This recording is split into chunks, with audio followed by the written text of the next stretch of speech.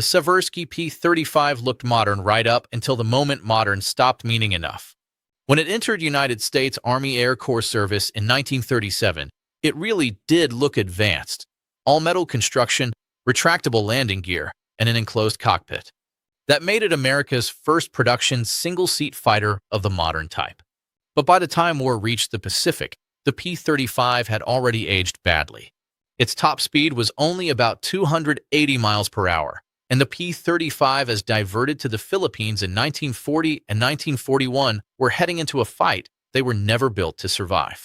The National Museum of the United States Air Force notes that all of those Philippine-based P-35 as were lost early in the war. The P-35 was not embarrassing because it started badly.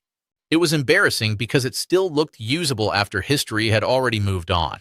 The Brewster F2A Buffalo became famous for one very ugly reason.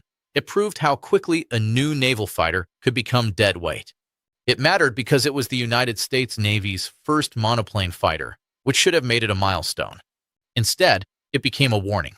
Naval History and Heritage Command notes that it was the Navy's first monoplane fighter, but by the time Marine Fighting Squadron VM F2-21 took Buffaloes into the Battle of Midway, they were already badly outclassed. United States naval sources and later analyses agree on the basic picture. The Buffaloes were ineffective in stopping the Japanese strike, and VM F2-21 was devastated. That is what makes the Buffalo worth mocking.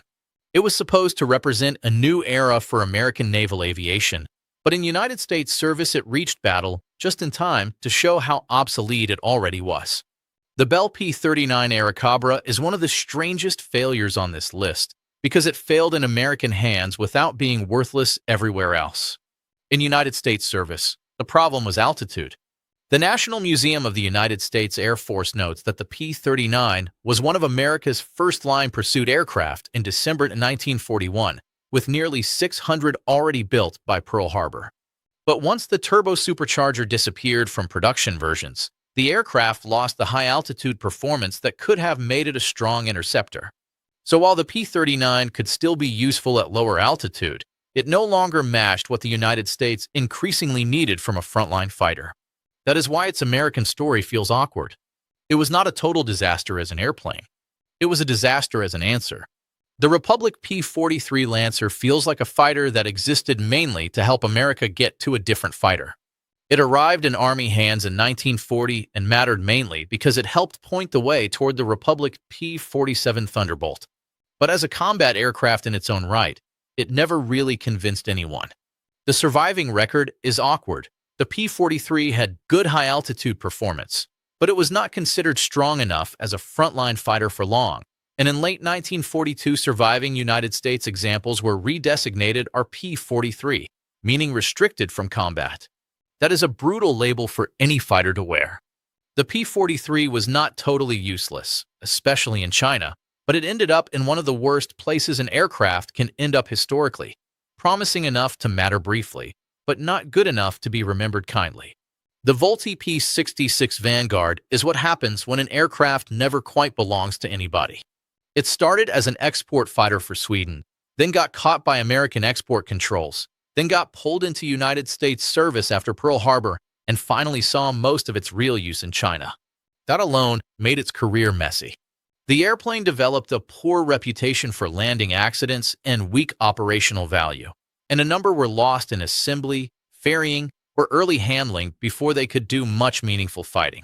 That is why the P-66 feels so awkward historically. It did not have one huge, famous fatal flaw.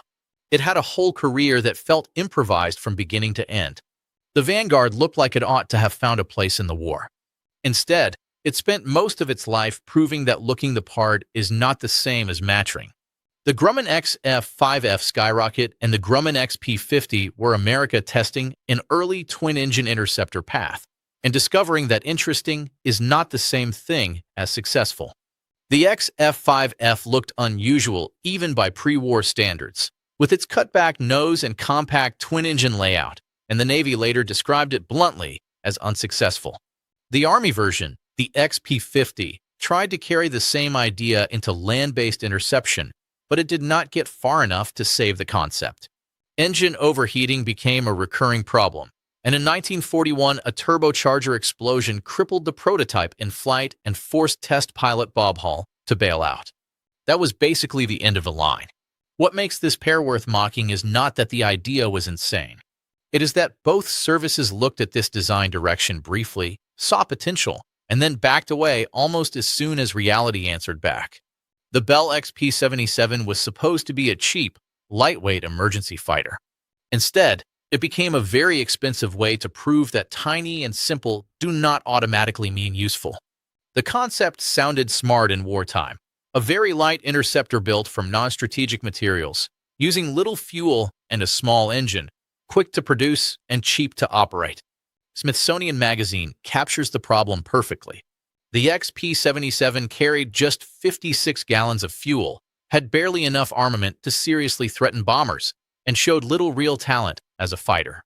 Worse, the airplane grew heavier than planned, performance lagged badly, and the promised supercharged engine never really arrived in the form the concept needed. Then flight tests made the whole thing even harder to defend. One prototype was destroyed in 1944 after entering an inverted spin during aerobatic testing. The pilot survived. The program did not. The Vultee XP-54 looked like the kind of airplane that should have been ahead of its time. Instead, it mostly ended up ahead of its usefulness. It was one of the strangest American fighter projects of the war. Twin-boom layout, pusher propeller, tricycle gear, and a shape that looked fast before it even moved. But Air Force Test Center history sums up the key problem beautifully. The XP-54 was sleek, but its performance never lived up to its appearance. Flight tests that began in 1943 quickly revealed disappointing real-world performance, while engine trouble, delays, and cost growth kept piling up. The aircraft also gained weight after its mission shifted toward high-altitude interception, which only made the whole situation worse. The XP-54 did not become a famous catastrophe because it crashed spectacularly. It became one because it raised expectations first and then failed to cash them in. The Curtiss-Wright XP-55 Ascender is the kind of airplane people remember because it looked wrong, and that turned out to be a warning, not a compliment. This was one of America's best-known experimental fighters. Canard layout, pusher propeller, and a shape that looked more like a science fiction sketch than a wartime interceptor. The Smithsonian's verdict is brutally simple. Despite multiple modifications during testing, the XP-55 was a failure.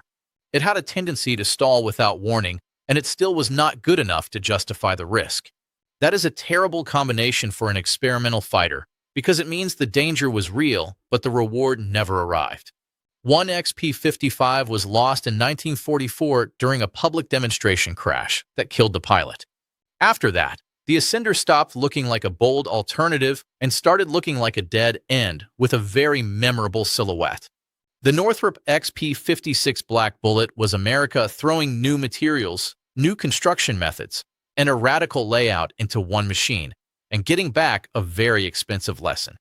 The Black Bullet looked fast, compact, and aggressive, and it was built around ideas that genuinely were forward-looking. The Smithsonian notes that it used magnesium construction and heliarc welding, both major technical departures for the time. The Smithsonian also says the part that really matters. Despite all that innovation, it ultimately failed. One prototype was destroyed after a tire burst on takeoff, and the aircraft flipped, badly damaging the program. The second prototype did fly, but by then the project was already trapped by weak performance, development headaches, and the fact that more conventional fighters were solving wartime problems much faster. The XP-56's real embarrassment is that the innovation itself became the story, because the airplane never did. The Lockheed XP-58 Chain Lightning is what happens when you try to turn a successful fighter into something bigger, heavier, and more ambitious, and lose the plot along the way. It began as an attempt to develop a more powerful long-range successor to the Lockheed P-38 Lightning, which sounds reasonable until you look at what happened next. The design kept changing, the intended role kept shifting, the engines kept becoming a problem, and the whole aircraft kept gaining weight. By the time the sole completed XP-58 finally flew in June 1944, the project was already badly compromised. The surviving record is ugly. Engine trouble, repeated redesigns, incomplete systems, and cancellation before the type could become anything useful. That is why the XP-58 feels so awkward historically. It did not come from some obscure company with unrealistic ideas. It came from Lockheed, from the same family as one of America's most famous wartime fighters, and still went nowhere. The Bell P-59 Airacomet mattered because it was America's first jet fighter. It belongs on this list because it mattered more as a lesson than as a fighter. The Airacomet was built in secrecy during World War II, which gives it a certain mystique. But the National Museum of the United States Air Force strips that away quickly. The low thrust of its engines and its heavy, conventional airframe produced disappointing performance. Yes, it opened the jet age for the United States. Yes, it helped train American pilots and engineers for what came next. But it never saw combat, and it never became the kind of airplane that made piston fighters feel instantly obsolete. That is what makes the P-59 such a classic transitional embarrassment. It was historically important, but in exactly the way that first drafts often are, valuable because they show how rough the beginning really was. The McDonnell XP-67 Moonbat may be the most beautiful failure on this list. It looked futuristic in a way few piston fighters ever did. Blended wing body shaping, smooth curves, and the kind of profile that makes people assume the airplane must have been ahead of its time. Smithsonian Magazine explains the central problem perfectly. The design promised more than 400 miles per hour, but no matter how advanced the airframe looked, it still depended on engines that would cooperate, and they did not.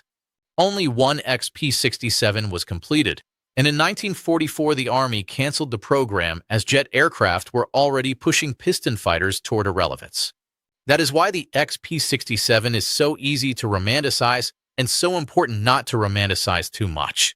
It was not a lost wonder plane robbed of victory by bad luck alone. It was a spectacular-looking aircraft that ran into exactly the kind of engine and timing problems that kill glamorous projects. The Fisher P-75 Eagle was sold as a wonder fighter and ended up feeling more like a parts bin panic attack. General Motors' Fisher Body Division built it to meet an urgent wartime need for an interceptor, and the concept sounded efficient enough. Take a very powerful engine, borrow components from other aircraft, and push the whole thing into service quickly. But the United States Air Force Museum record is brutal. Flight tests in late 1943 revealed unsatisfactory performance from the first prototypes, and then the mission changed from interceptor to long-range escort, which made the original concept even less suitable. By late 1944, with the North American P-51 Mustang and Republic P-47 Thunderbolt already doing the real work, the Army canceled a planned order of 2,500 P-75 as after building only a handful of prototypes and service test aircraft. The Eagle was not just a failed fighter. It was a failed shortcut. The Ryan F-1 Fireball is one of the most awkward fighters of the war because it was both a first step into the future and a machine too fragile to live there for long. It was the United States Navy's first aircraft with a jet engine, though it also kept a piston engine in the nose because early jets still had terrible acceleration. That made it fascinating and completely transitional at the same time. The F-1 entered service in March 1945, and 71 were built, but it never saw combat before the war ended. Worse, its operational record exposed a problem that mattered more than novelty. The aircraft lacked the structural strength needed for repeated carrier work. Stability issues, nose gear failures, partial wing failures, and hard landing damage all piled up, and by 1947 the Fireball was gone from service. It understood the future. It just was not built strongly enough to survive the trip. America's failed fighters already look embarrassing enough. But once you turn your attention to the other side, you quickly realize the Soviet Union and Russia had no shortage of fighter failures of their own. And some of those failures were not just embarrassing. They were even more extreme, more awkward, and even more worth mocking than the American ones. Click the video and watch the history of failed Soviet and Russian fighters.